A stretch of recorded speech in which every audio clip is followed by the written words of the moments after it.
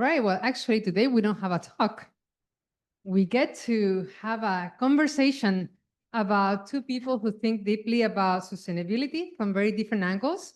On this side, we have Tina Woolston, Director of the Tufts Office of Sustainability. And on this side, it seems like they're going to fight. I hope not.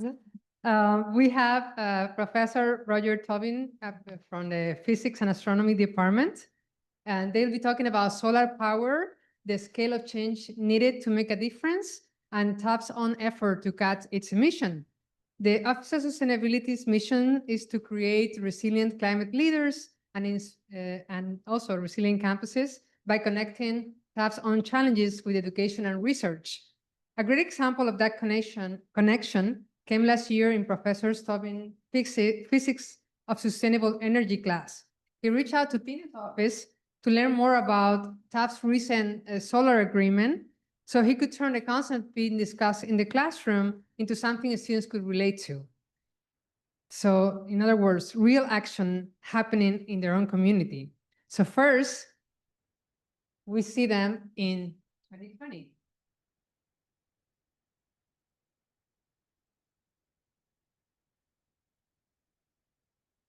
So Tina, I can't help noticing you're looking a little grim. You look kind of worried. Yeah. Maybe a little tired. I'm concerned. What's going on? Been looking at this graph, Roger, and we can feel it.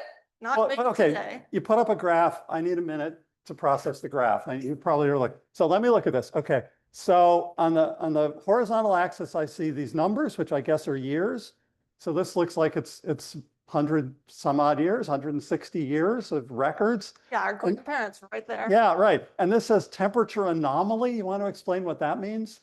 Well, so they looked at the sort of average temperature over a period of time, and then this is sort of how it's been changing over time. And okay, all right. So let me try to understand. So if I look at this, what I see is a lot of just bumps and wiggles and so on, but it looks pretty flat. Not very much above zero until pretty recently, honestly, until I was in college, and then it really starts going up, yeah. Right? Since I was in college, yeah. Right? It's gone up a lot. Okay, all right, okay. Now I see what I'm looking at. Yeah. So tell me why this worries you. So this worries me because the temperature is going up, and its main reason it's going up is because we've been increasing CO2, carbon dioxide concentrations in the atmosphere. Okay, now wait a minute. So this is another graph. Yeah. And so this is also years, I noticed. Yeah. But this is a totally different time scale. Yeah. Right? So that's 800,000 years? Yeah. I wasn't born yet. No. No, right? So that's a long time ago, but it's sort of the same story, right? It stays. Well, there's bumps and wiggles, right? So what's on this axis? Carbon dioxide concentration. What does that mean? So that's the amount of carbon dioxide in our atmosphere. In the atmosphere, yeah. Okay. And it's in some units, parts per million. So there's not very much of it, really. It's 200 parts per million, a tenth of a percent, not very much. But okay, it sort of bounced around. But then something crazy happened. Is that a glitch in the software? No, apparently this happened when we were born. So it's our fault. Yes. Okay, so all of a sudden it just goes out of control. And it looks like it's not stopping, right? It's not turning over. It looks like exactly. The trajectory is up. Okay. So very concerned about this because if it happens, even at 2 degrees of extra warming. We're already at about 1.5 degrees extra warming. Even at 2 degrees, we're going to have a lot more flooding. Our coral reefs are bleaching because they can't handle the change in the oceans. The droughts are going to be longer, which is really terrible for my garden. And lots of the world's population is going to be having to live in really, really high heat, which can be lethal. Very concerning. I mean, I've seen this kind of stuff before, and we're seeing it happening, right? It's always a little astonishing. 2 degrees doesn't sound like very much. No. But it's like when you shift the average a little bit, yeah, you shift the extremes a lot. Yeah. This is one of these things about statistics. I actually wrote a paper about that had to do with baseball home runs, but that's a different story. So I can understand how even though the average hasn't shifted very much, that can change the number of really extreme events by a lot. Yeah. Okay, yeah.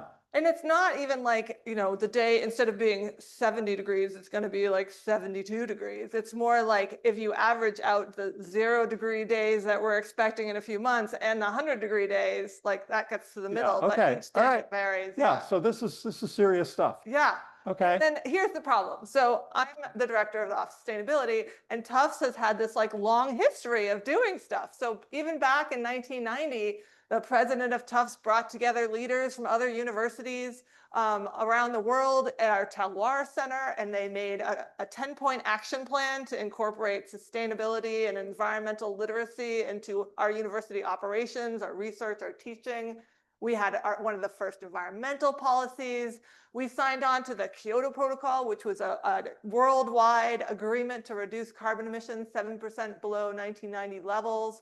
Tufts even has, because we have the Tisch College, we even have a declaration about our responsibility as, our social responsibility, our civic role in life. We've had sustainability councils. We made a commitment to zero carbon. We have many sustainability strategies, and yet, here's another graph. Okay. Look at our graph. Nothing's happening. Okay, all right, you need to give me a minute here. Okay, so this is another graph where the horizontal axis is years, Yeah. but it's not 800,000 years. No. Right? It's actually fairly short, right? It starts in 1990, so Yeah. it's only a few decades, Yeah. right? Okay, so I was already out of graduate school by then, so okay, just all right, and now we got all these bars, all right, and so the vertical axis, MtCO2e. All right, you want to tell me what that means? Metric tons of carbon dioxide equivalent. It's basically a way to measure how much greenhouse gases we're producing. Okay, so I mean, I have no idea whether 40,000 metric tons is a lot or not, so I can't really evaluate that. But what I can sort of look at is the ups and downs. And you got these different colored things here, which are like the different campuses. Yeah. But I guess you work for, Doesn't matter. it doesn't really matter. Yeah. So let's just look at the top. The top line is the total Tufts carbon dioxide emission, Yeah. right? Okay. So, all right, again, like all these things, it bounces up and down. But if I sort of squint, right, honestly, wait a minute, It's not See that that? exciting. right? You just put all those commitments up on the board, all these things we've been doing going Yeah. back to like 1990s. It doesn't look like it's changed very much. No, it hasn't changed very much. Granted, Tufts has grown a lot. So Okay. it's good that it didn't grow. Yeah, okay, It's grown good. a lot. And we, we have, remember back when we were in school, there wasn't like all the IT and stuff Yeah, like well, that. that's true, So, right? demand has risen. So, we can be proud that Tufts hasn't grown, but it's still Okay. not where we need it to be to prevent all that stuff. I mean, we've tried to reduce our sort of energy intensity, like how much energy we use to do a given thing. So for example, like for our heating, we'd spend a lot of money and energy on heating. We have installed all these manual control valves, all these fancy thermostats that connect to our fancy energy management system, which means someone can sit in an office and change the temperature, in all these buildings. But as you saw, like, it's just not enough. Yeah. Okay, I see where you're coming from. So Okay, well, so, I teach this class on this, but I'm a physicist, right? So I tend to look at things from sort of this big picture, like what are the fundamental things going on before we get down into the weeds of like valves and stuff, right? Yeah. I'm not an engineer. So here's how I think about it, right? So this whole climate change you brought up, and you're like CO2. So like, where does all this CO2 come from, right? So CO2 comes from lots of places, and there are some big things like making concrete and so on but the big place where we get a lot of carbon dioxide that we're producing is making energy, because most of the energy that we use comes by burning stuff, okay? Burning what we call fossil fuels, things that were made out of geological time. We pull them out of the ground, we burn them up, okay? Oil, natural gas, coal, those are the big three, okay? And we use a lot of them. And every time you do that, you make carbon dioxide. You can't avoid it because that's actually where the energy comes from, is taking the carbon in those fuels, combining it with oxygen and making carbon dioxide. That's the source of the energy, okay? And that carbon dioxide is the thing that produces that. yeah. It's the main thing. It's not the only thing. There's other things, but a lot of it's from carbon dioxide. So, okay, so you say, well, all right, let's just stop, right? If this is causing such a problem, why don't we stop burning this stuff? Well, the problem is all that energy, we don't just do it because we feel like it. We do it because it takes energy to do all the things that we like to do. So this stack of boxes on the right is sort of a breakdown in the United States of how much energy we use per person on the average to do various things that we like to do. So at the bottom are our cars, and then there's air travel, and then there's heating and cooling, like you were saying, that's a big one, right? Gadgets, computers, cell phones, TVs, coffee makers, all that stuff, right? That's that one. The little one that's not labeled, that's for food. That's like what goes into our food supply. We spend a lot of energy just making stuff, right? These tables, these chairs, right? The laptops, all that stuff. We spend a lot of energy making stuff. And then we have to get the stuff to us or to wherever it's going. So we also spend a lot of energy moving stuff. We need to do this stuff, right? If you don't do this stuff, we don't have the lives we lead. So it's not, that's why you have this conundrum, right? So, and the other thing that I keep in mind is once you put carbon dioxide into the atmosphere, it just stays there for a really long time, like decades to centuries to actually millennia. So, and in that time, it has time to like move all over the world. So it's not like the carbon dioxide that we produce at Tufts just stays at Tufts and bothers Tufts, right? We're experiencing the carbon dioxide that's produced everywhere in the world. Okay, so we really need to do this on a worldwide scale. So it's not just your problem. I don't know if that makes you feel any better, but Well, we're just a teeny part of this problem. well, it doesn't. It doesn't really make me feel better because it means that what we do here is impacting people elsewhere. Right, who exactly. do any of that stuff. Exactly. They're not making computers. Right, okay, but we're using the computers, right? Okay, so you talked about all the ways we're trying to conserve energy, like use less. So that's good, right? That's important to do, right? There are sometimes ways we can do the same stuff while burning less. And obviously you want to do that when you can. But here's the thing. So this is the stack of all the energy we use to do useful things right now in this country. Okay? That stack on the other side, that's how much energy we're currently making from non-fossil fuel sources. Okay? So that's nuclear, that's hydroelectric, that's solar panels, wind. Okay? And it's basically the same amount we use for like cars and nothing else, right? So if you wanted to conserve your way out of this problem, you would have to reduce our energy consumption that much. That's a pretty big gap. Yeah, that gets you down to the level of energy consumption in sort of developing countries, right? Where they don't have all these wonderful things that we have. They would like to be where we are. It's not like it's our aspiration to get to where they are. So you say we can't conserve our way out of it. What are ideas? Right. So the only other way out of it is you've got to raise that stack on the right. We can't lower that stack on the left all that much. So we got to raise the stack on the right. So it turns out there's really only 3 ways to do that we've got right now. 3 technologies that actually can produce that kind of energy at scale and don't produce carbon dioxide. And they're the photovoltaic panels that you see on rooftops and out in fields and stuff.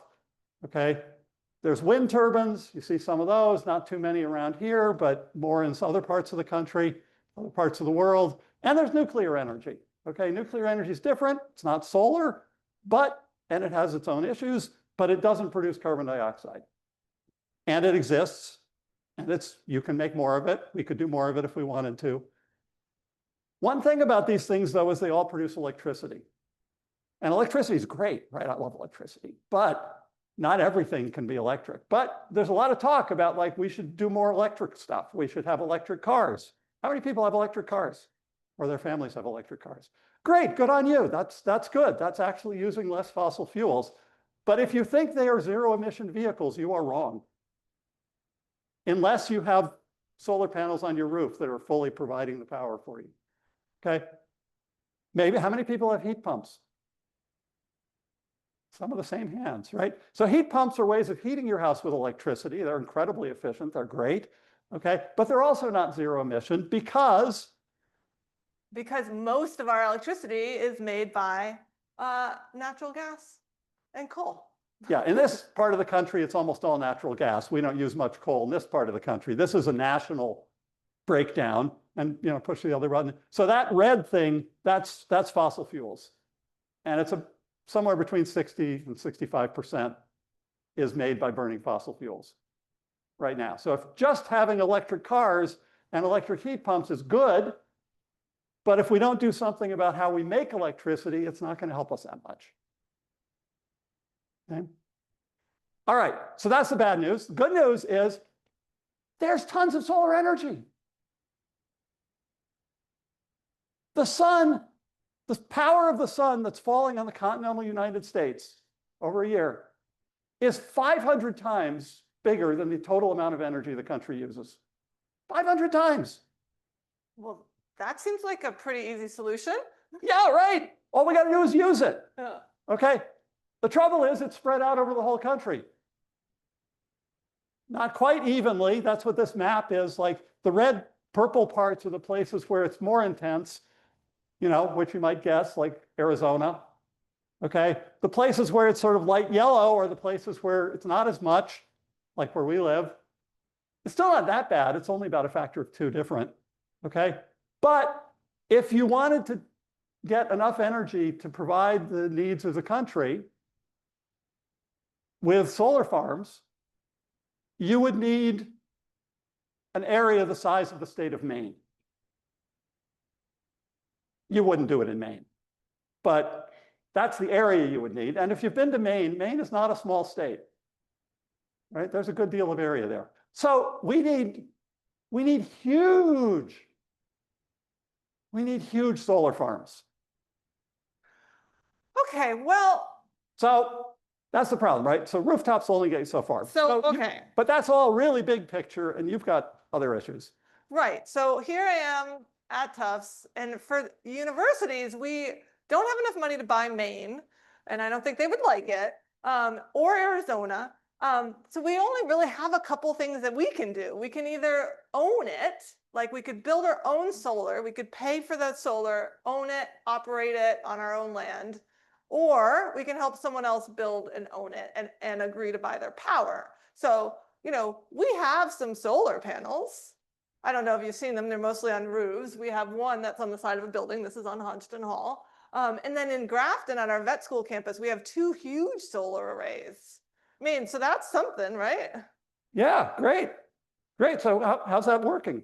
So the rooftop solar covers about 0.02% of our energy. Wait. What did you just say? 0.02%. Pretty impressive, right? So not 2%. No, 0.02%. Not 0.2%. Yeah, no. Yeah. 0.02%. Yes. Hmm.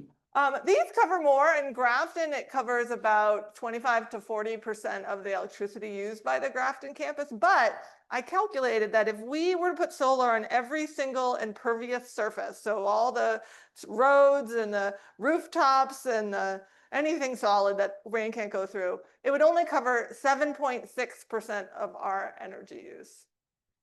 If we did everything.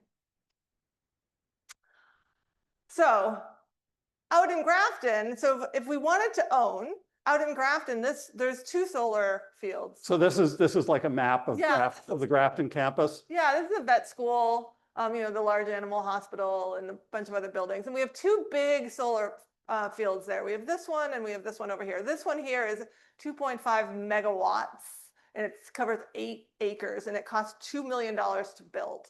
And if we wanted to make enough electricity to cover all of our electricity needs, not even the heating needs, we would need to build 18 of them, which would cover all the fields, some of the wetlands, some of the forests, and it would cost 144 acres, and it would cost $36 million. So Tufts wasn't super psyched about that concept, and also, as you know, we spend our money paying teachers. And we don't spend our money figuring out and installing and taking care of solar arrays. That's not really into our You mean our main business is not the generation of electricity? No. So, really? Yeah. So I know, right? So maybe we're not the best people to do it then. Exactly. So what we ended up doing So we don't want to do that. We don't want to own it and operate it. And so what we ended up doing was we found some developers who actually built it for us, and they provide the electricity to us, and then we pay them for the electricity naturally.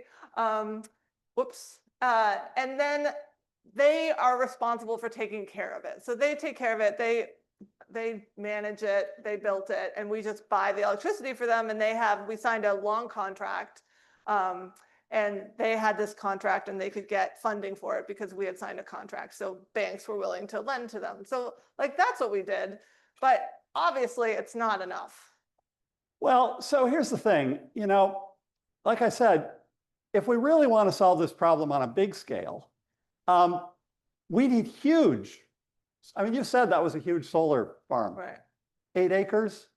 That's not very big compared to the state of Maine. No. Right? I don't know how many acres there are in the state of Maine, but it's a lot more than that. Yeah. Right? So on a scale that we're really, I mean, nationally, that's not much. So we need to be thinking about where can you put really big ones. So here's some things. If you're looking for a place to put a solar farm, what should you look for? Well, first of all, you'd like a place that has lots of reliable sunshine. Okay? If the sun doesn't shine, you don't get a lot of solar panels, a lot of electricity from solar panels. You're going to need a lot of land, right? We need big areas. So you want to go to a place where there's lots of land that isn't of high value for other purposes. Okay? You'd also like to be somewhere near where people are going to use the electricity, so you don't have to build huge long transmission lines to get there. You'd like there already to be some pretty good transmission lines, so you don't have to like deal with entirely new infrastructure to do that. And ideally, if what you're really interested in is emissions, you'd like that stuff to be replacing fossil fuel generated electricity. So you want to put it in a place where right now the electricity is largely produced by fossil fuels. Yeah. Right? Yeah. And so click the next one, right? So Massachusetts is not optimal. It has some of these things. It's close to high demand. We have good transmission infrastructure. It's kind of expensive. Yeah, but land in Massachusetts is at a premium because there are lots of other things people want to do with land in Massachusetts besides build big solar farms, True. Which makes it really expensive, but it also just means there's not that much available, right? Our sunshine is not terrible. It's a lovely day outside, but it's not great. That's what this map is telling us. We're in that sort of light yellow area. You'd really much rather be sort of in these darker areas of the map if you could be. And right now, New England is relatively good in terms of producing energy from non-fossil fuel sources. We could need to be a lot better, Yeah. but we're by no means the worst place in the country. Yeah, we don't use coal. We don't use coal at all, right? And even the natural gas, we get a lot of hydropower from Quebec, and that helps. So I'm not sure that looking like in Grafton or even really anywhere in New England is the best choice for you. Isn't there something else you could do? All right. You've told me a lot. I'm going to go think about this and make some phone calls. Okay, I'm back. I got together everybody at the university who makes decisions, and we developed some renewable energy priorities. So 2 of the most important ones, there were some other ones on here, as you can imagine, were that we wanted real quantifiable emissions reductions. And we wanted to make sure that we were supporting additional renewable energy. So we weren't just going to support something that was going to get built regardless. So those were the 2 main things. Then we went out and joined a consortium of other Boston area universities and hospital systems and even the city of Cambridge to go out to bid and see if we can find a bigger renewable energy project somewhere in the country that met all of our needs. And we had additional needs or additional interests around. We wanted to put it in a place where it was benefiting the local society. We wanted to put it into a place that would provide better health benefits, which is related to what you were saying about like an area where there's coal-fired power plants. That's really bad for the people living around it. So if you could displace that, that would be really helpful.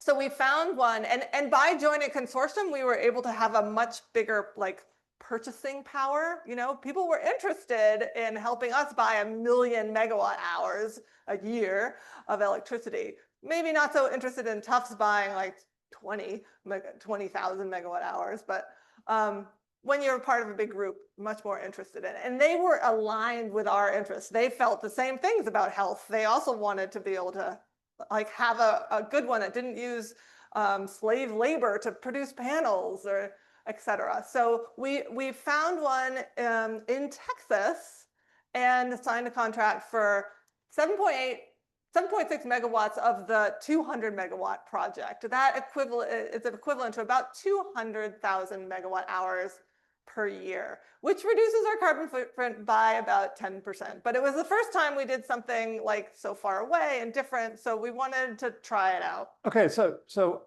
I get after my slide why you wanted to go to Texas, Yeah. because Texas has pretty good sunshine. They generate a lot of electricity from other sources. They have a lot of land, Yeah. right? So how are we getting those 20,000 megawatts per year from this solar farm in Texas to Tufts? Are we like running a wire from that solar farm to Medford or to Boston? No. How's that? How are we doing that? So the way it works is if you go back to thinking about what our goals were, is to have a big emissions impact, which is why we wanted it in Texas, but also to displace carbon intensive electricity generation. Then what we were doing is actually helping to fund a new renewable energy source that we can say that we can take credit for it by saying that it wouldn't have happened without us. You know, sure, someone else might have built one there, but then we would have built another one, you know? So like we're providing renewable energy and we get to claim credit for it because we think it's new and it wouldn't have been built without us. So in this thing on the right, the big arrows between Texas and Tufts are like money transfers. Yeah, this one's a money transfer, and this is like our ability to take credit for it. Okay. And the little arrows in the bottom are showing the electricity is actually going to people in Texas. Exactly. Who would otherwise be buying their electricity from some coal-fired plant. And so we're reducing emissions in Texas. Yeah. But that's fine because the emissions are a global issue, right? So we don't care where we reduce emissions. What we care is how much emissions reduction do we produce. Exactly. So how do you think about that? Well, so one of the things that you're probably wondering is like, how do we know for sure we're getting what we wanted to get? So there's these things. Have you heard of a renewable energy credit or No, I've never heard of that. Tell me what that is. So this is a sort of an accounting system that was created and it's managed by entities in different areas. But basically, every megawatt hour that's generated from a renewable source, so from solar or wind, gets a certificate that sort of proves like it's metered, like there's a meter on the solar array and it's proven, and like the certificate says this was generated by renewable energy source. So we basically get all 20,000 that are made that we own, we can take credit for, and we retire them so that nobody else can claim them. But why can't they just like press print, you know?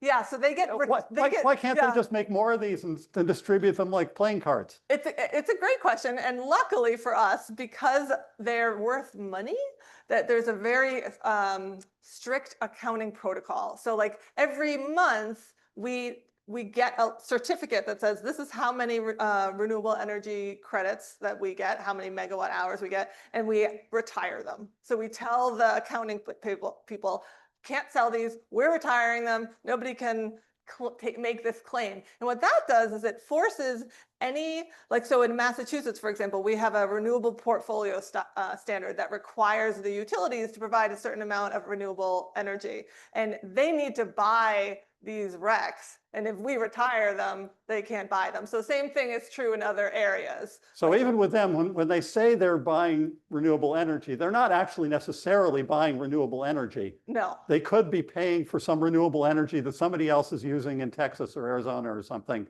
but they're getting credit for it. Right. And in Massachusetts, there's like rules around in Massachusetts so they can't go to Texas, but Texas has its own rules. Oh, okay. So if we're retiring the ones in Texas, nobody else can buy them. Okay, well, so it sounds a little fishy, but I guess it seems okay. Yeah, I mean, it's a way to, like you said, it's a global problem, so you kind of need a national accounting thing to be able to say, like, who can take credit and who can't. Yeah, okay. Um, But every one of those certificates represents a certain amount of CO2 that otherwise would have been generated in Texas, and now it hasn't been generated in Texas. yeah, And we played a part in making that happen. So that in some ways is as good as putting a solar farm in Grafton and reducing our own electric consumption. right, exactly, because Okay.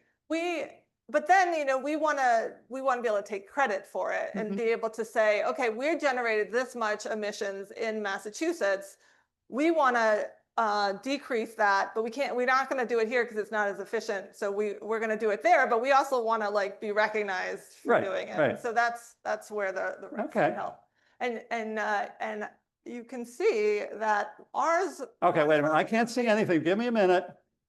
Fine. Give me a minute here. Yeah. This is a complicated graph. Yeah, I need yeah. another minute. Okay, so this is another graph where the horizontal axis is time, Yes. years, Yeah. but now this is a very short time Yeah. scale, right? We had 800,000 years, we had 60 years, we had like 30 years. This is like 5 years, Yeah. right? So this is a very short time scale. Okay, and the vertical axis is ERCOT, means Texas. That's basically all of Texas's Okay. electrical. So this grid. is basically Texas, right? Okay, I got that. This is electricity generation in terawatt hours. Okay, that's just a unit of electric energy. That's Yeah. fine. Okay, got that. All right, so first thing I see is it's going up a lot, right? Yeah. Texas is using a lot more electricity every year. So they're not like Tufts, right? It's going up. And okay, so that's interesting. And then there's these bars are different sources. And I guess the one I really care about is the top one, Yeah. because that's solar.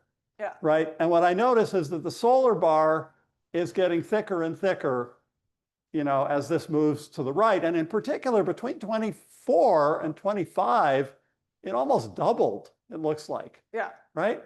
And you're saying that's us? Well, part of it is us. Okay, part of it's us. So like 21 is here because that's when we started these discussions. Well, actually it was in 2020 and then COVID happened, but in 21 we came back and we're having these discussions. So when we're looking around the country, we're like, okay, well, they use a bunch of coal. And then this is when it was completed and went online. And you can actually see that the solar in Texas went up.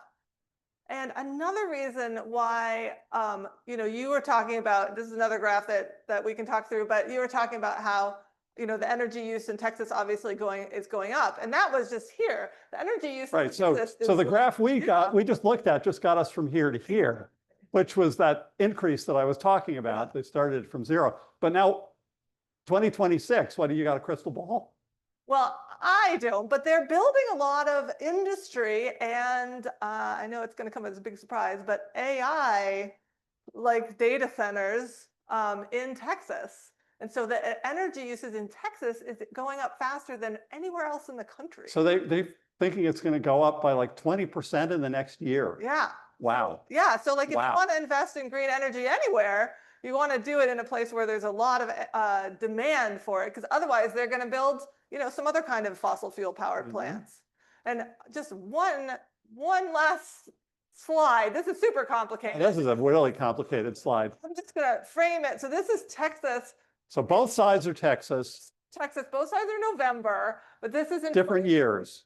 Okay. to 2025. So you Okay. can see in the middle that shows like the electricity usage is going up a Wow, lot. went up by which- like 25%. yeah, and that matches what we saw in the other graphs. Right. But here, the interesting thing, and it's kind of shifted a little bit, but here, this brown is coal. So you can see the coal in 2021, and this is the coal in 2025. Wow. And you can see okay. the solar in 2021 and the solar in 2025. So you could say that because the solar increased, the coal usage went down, which is exactly what we wanted to have happen. Yeah. Cool. You know, because if we put this in Massachusetts, the coal wouldn't have gone down. Well, right. Coal wouldn't have changed because we don't burn any coal. Right. Exactly. Right. Okay. Wow. Okay. Okay. So wait, you skipped that other slide. So I just did want to say, you know, you were talking about huge solar farms in Grafton. This is a solar farm in China. Insane. it doesn't even, you can't even fit the whole farm in the picture. It goes off like into the right, into the mists, right? Yeah, so I mean, you're right. And a lot more needs to happen.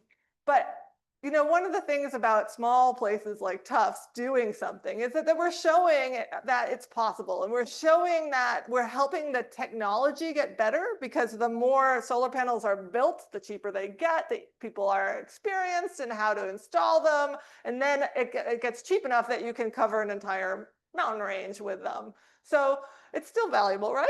Well, look, Tufts is a very small player, Yeah, right? It's yeah. a big country, it's a big world. We're a very small player, but you know, this seems like it's complicated, but I can see it. Yeah. So some cool photos. Okay, of so our it's not like the one in China, but it's a little bigger than Grafton. It's definitely bigger than Grafton, and you know, we'll have this playing, and they are actually working with the farmers. This used to be farmland. They're working with the farmers, and there's actually sheep that get to live there, which I think is the coolest thing ever. But so I feel like do you understand now what we were doing? Yeah, I understand what the world needs. Yeah, so I mean, I think you can feel a little bit better than you seemed when we came in. Yes, you I know? feel a little better. I think, you know, we're doing some good stuff here. But I don't know, I want to hear what other people think. Yeah. Do you guys have any questions?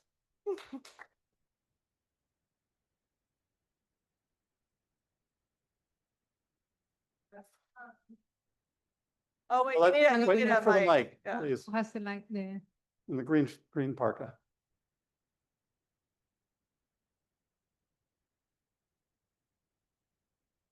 Thanks for the presentation. It's really interesting to hear what Tufts is doing as a whole.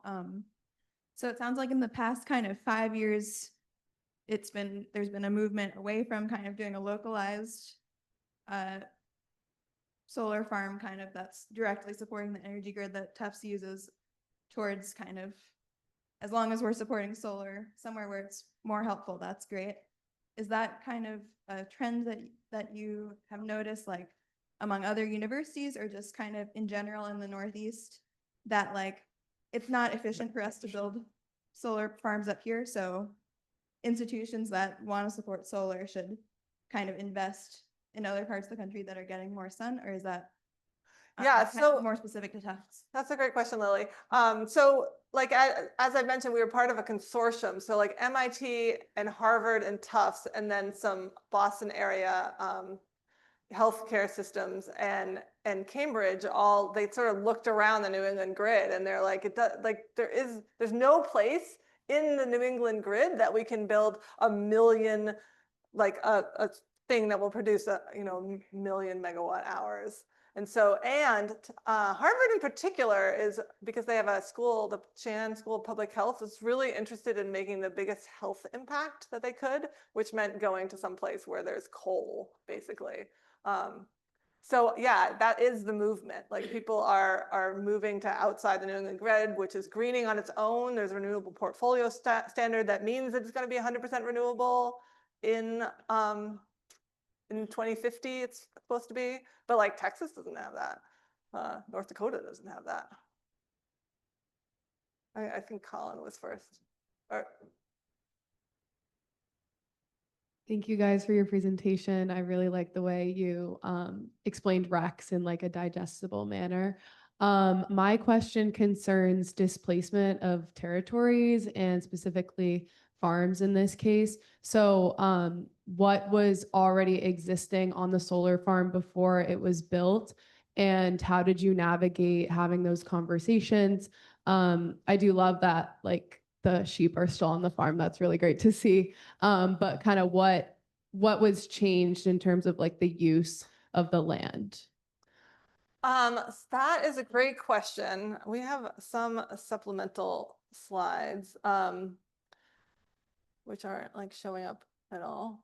Let me see whether I could find the slide. Not this one. All right, can't find the slide. So I'm going to go back to our video. The way it works is we do like as a consortium, we created a request for proposals, which you send out to solar developers, around the world. And then we hired a consultant to help us who had expertise to help us sort through these, right? So like for every project that got sent in, they were ranked according to like how good is the developer, like what are the environmental, like the carbon reduction benefits, how much is it going to cost per megawatt hour, where is it located, and sort of what's the situation in that area. So long way to get to your question. So one of the things that we looked at is like, does the community want it or not? And so then this was a place where the community was supportive of it. So I don't actually know what was there in the past, and I don't feel like it's my role to judge what they do with their land, but we were looking for a place where the community was supportive of it.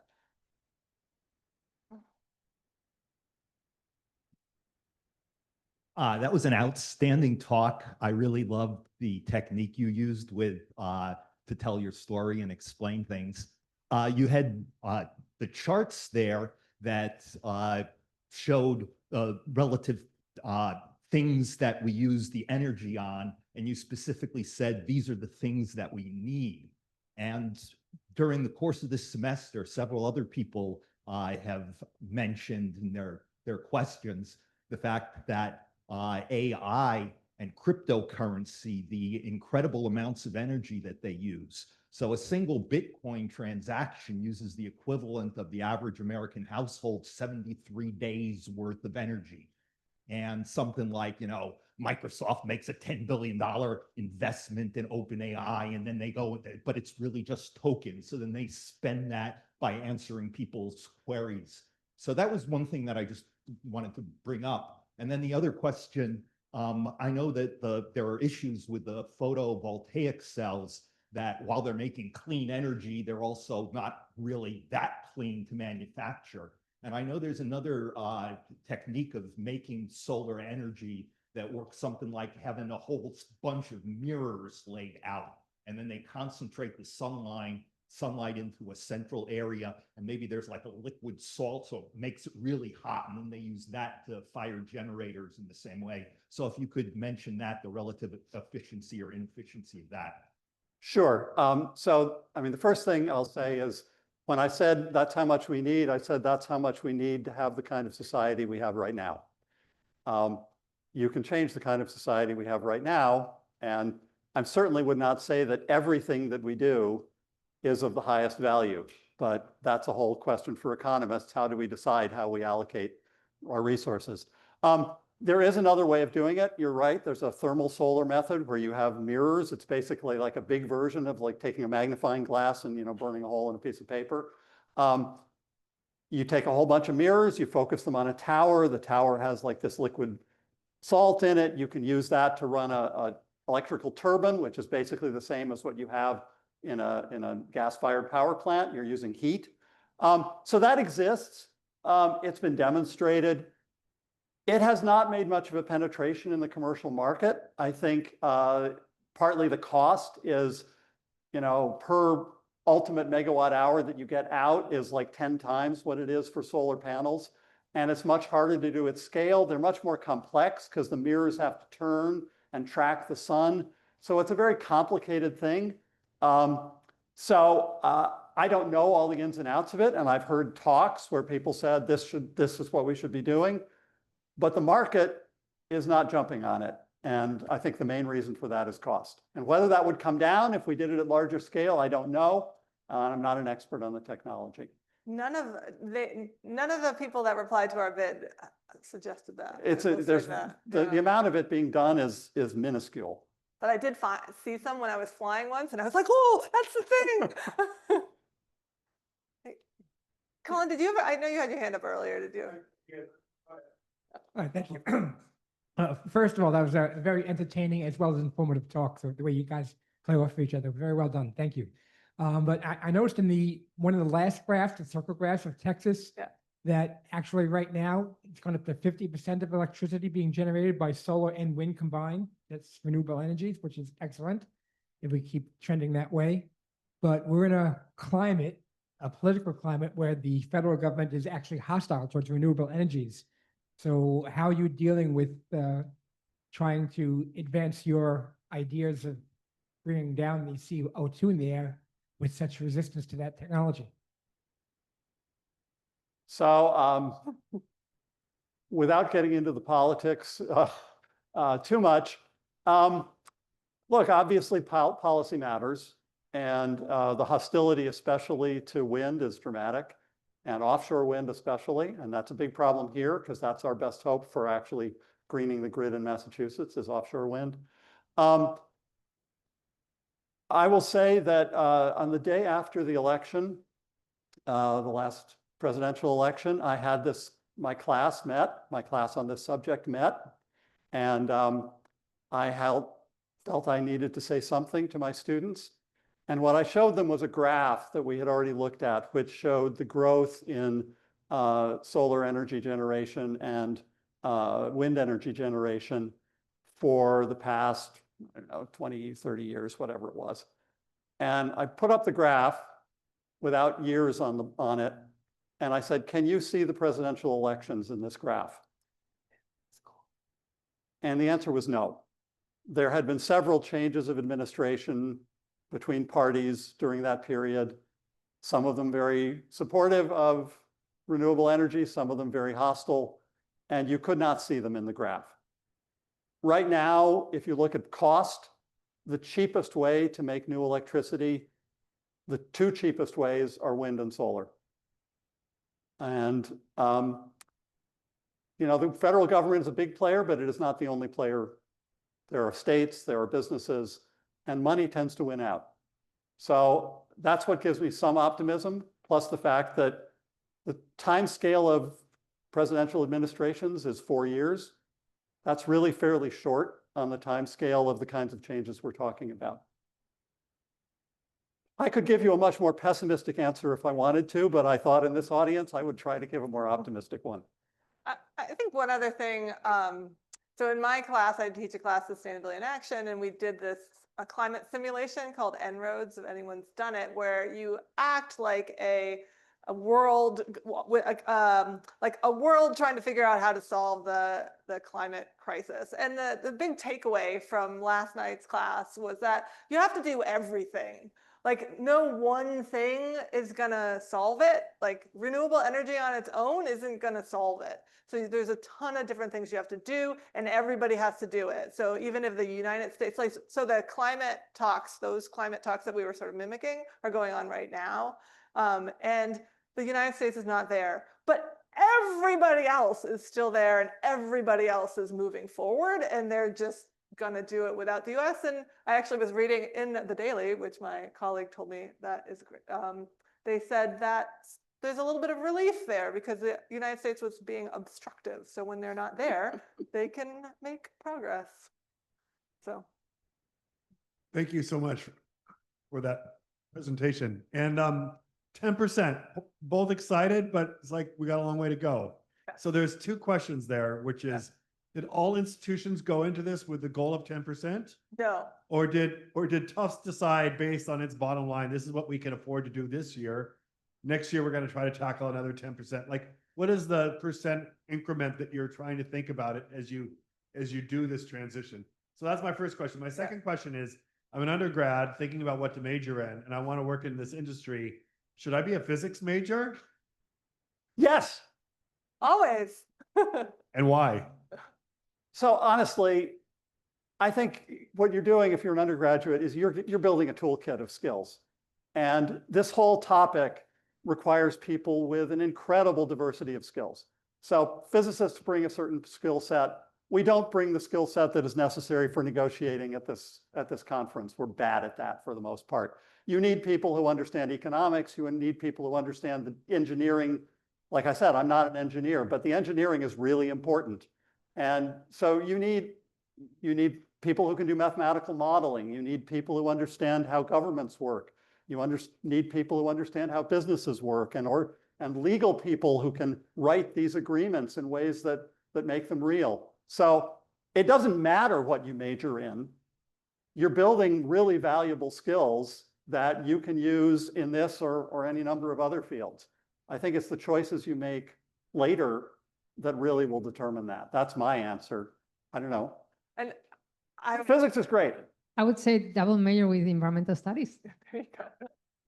I would say to that, so my class, Sustainability in Action, which is in the fall, if anyone wants to take it, we explore kind of like all the different careers that you can have if you want to make a difference in the environment. And it's everything. It doesn't matter, like you said. So like this week we talked about like being a negotiator and like how does like working in policy. And then like next week we're gonna talk about, you know, working in the consumption and waste industry. And the week after that, we're actually talking about how the arts and humanities can make a difference. Because in 2006, I think, is when An Inconvenient Truth came out, and you can see the interest and the concern with climate change like spiked right after that movie came out. So even though, so if physics is your thing and you love that, you should definitely major in physics here. But if it's not, there's still a role for everybody else here, like biology. So to answer your other question though, so Tufts at the time, back in 2020 when we were thinking about this, Tufts electricity usage was 50,000 megawatt hours a year, kind of on average. So when we were looking at how much of that we should do, we were actually looking at doing solar and wind, and sort of my goal was like 20 of solar and 20 of wind, because you know wind is in the evening or at night and solar is during the day. We actually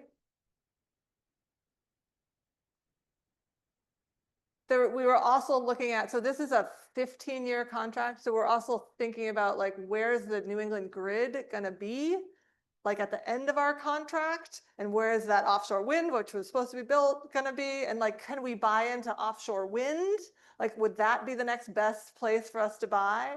And so the 20,000 was sort of like, it's a chunk of our electricity usage, you know, it's a big chunk of it.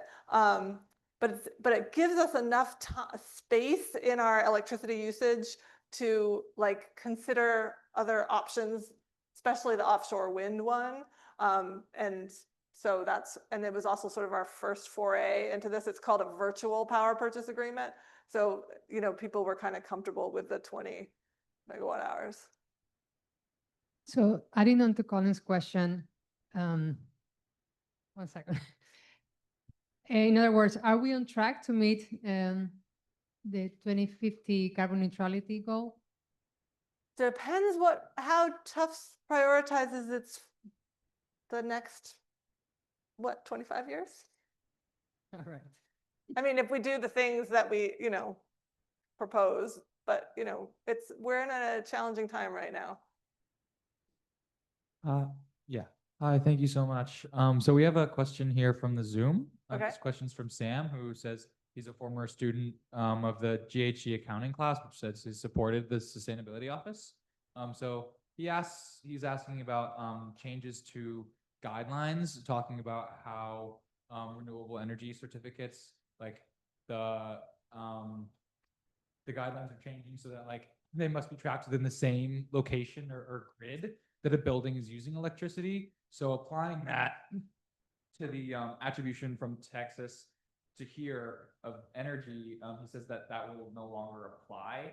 And he says that while the new rules won't apply to Tufts immediately, he asks whether or not there is a long-term plan to reach net zero using renewable energy certificates that plug into the New England ISO. Well, as mentioned, the New England Massachusetts has a goal to have 100% renewable electricity by 2050. And so theoretically, we don't have to do anything.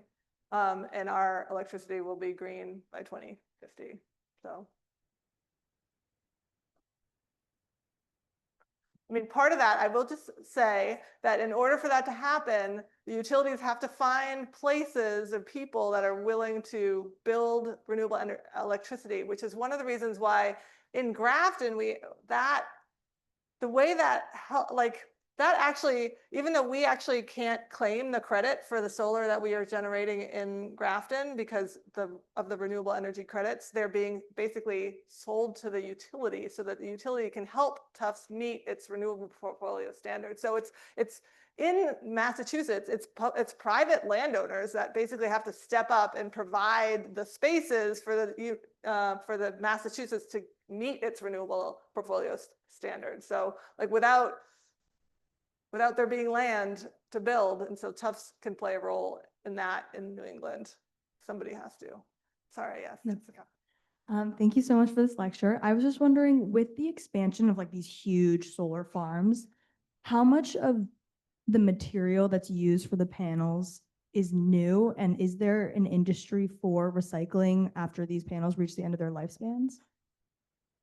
That also gets back to another question I think that I didn't address earlier. So look, there is no technology, there's no energy generating technology that doesn't have environmental impacts. So there is, the basic material for solar cells is sand. We are extremely lucky that the optimal material to make solar cells out of is the second most abundant element on planet Earth. It didn't have to be that way.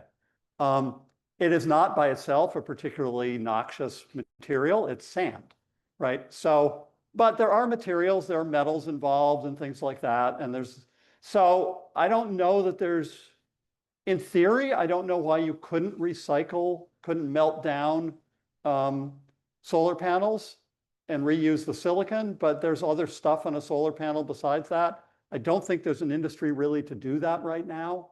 But we're not going to run out of sand. That is not my biggest worry. And you know, people have looked at the environmental impacts of making solar cells, and they're not zero, but they are negligible compared to the environmental impacts of the amount of coal or natural gas that you would need to burn in order to generate the amount of electricity that a solar panel produces in its lifetime. So I think people who raise those issues are often, I mean, some of them are asking, I think, a fair question, and it deserves a fair answer. But many people who are making that point in public venues, I think, are doing so in bad faith. I think about two things. One is